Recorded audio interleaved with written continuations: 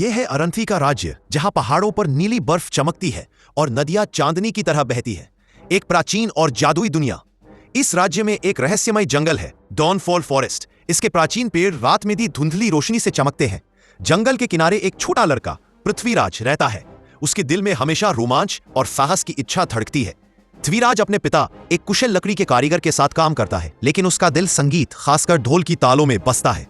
एक शाम आसमान लाल हो गया और उल्लुओं का डरावना गीत गूंजने लगा, जैसे कोई अशुभ आने वाला था। जंगल से एक गहरी गर्जना जैसी आवाज आई, थम थम थम। यह आवाज पृथ्वीराज को अपनी ओर खींच रही थी। उसके पिता ने डर के साथ कहा, यह आवाज आत्मा रक्षक की है। यह तब आता है जब हमारी दुनिया खतरे में हो, उसे मत जाना। लेकिन प्रतिबंध तो पृथ्वीराज की जिज्ञासा को और भड़का देता है। रात के अंधकार में वह अपने घर से चुपके से निकला। जैसे ही वह जंगल में प्रवेश किया, चमकते कीड़े उसे स्वागत करने लगे और पेड़ों की पत्तियां बिना हवा के हिलने लगी। यह जंगल जीवित था। हर तरफ जादुई ऊर्जा बह रही थी, जैसे वह किसी अदृश्य ताल पर नाच रहा हो। जमीन पर चमकती लताएं भी उसी ताल पर थिरकने लगी, जैसे ढोल की आवाज उन्हें भी सुनाई दे रही थी। पृथ्वीराज का डर अब दृढ़ संकल्प में बदल गया था। वह उस रहस्यमय आवाज का स्रोत खोजने के लिए आगे बढ़ता गया। आखिरकार वह एक खुले मैदान में पहुंचा, जो चांदी नीले प्रकाश से रोशन था। वहां एक प्राचीन पत्थर का मंच था। उस मंच पर दो प्राचीन ढोल रखे थे, जिन पर सोने के बदलते हुए उपहार और चमकते रन बने हुए थे। ये ढोल कोई आम ढोल नहीं थे। इन पर बने रन एक रहस्यमय शक्ति की कहानी कह रहे थे।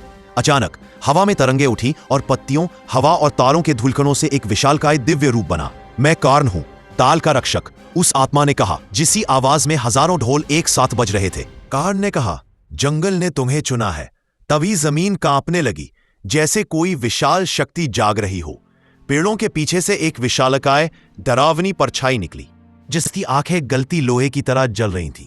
यह था वेशान, छाया सांप। उसकी मौत अब तय थी। जब कार्न ने पृथ्वीराज को बचाने की कोशिश की, तो वेशान ने उसे एक ही झटके में पत्तियों के ढेर में तोड़ दिया। अब सिर्फ पृथ्वीराज और वेशान थे। पृथ्वीराज के पास कोई हथियार नहीं था, लेकिन उसके पास संगीत था। उसके पास ढोल थे।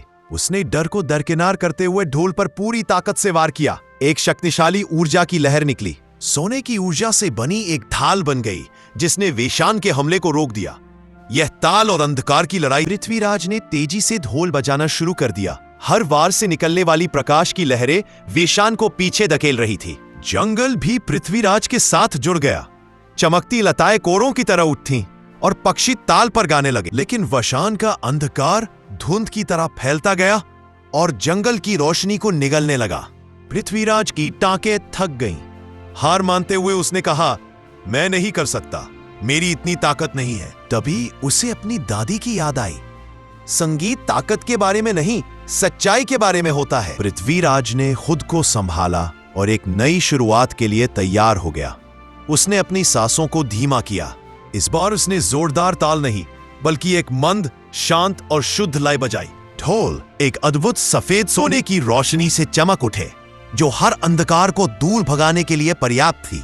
एक विशाल प्रकाश की लहर ढोल से निकली, जो सुबह की पहली किरण की तरह पूरे जंगल में फैल गई। वेशान चीखा, क्योंकि शुद्ध प्रकाश उसके अंधकार को छोटे टुकड़ों में तोड़ रहा था।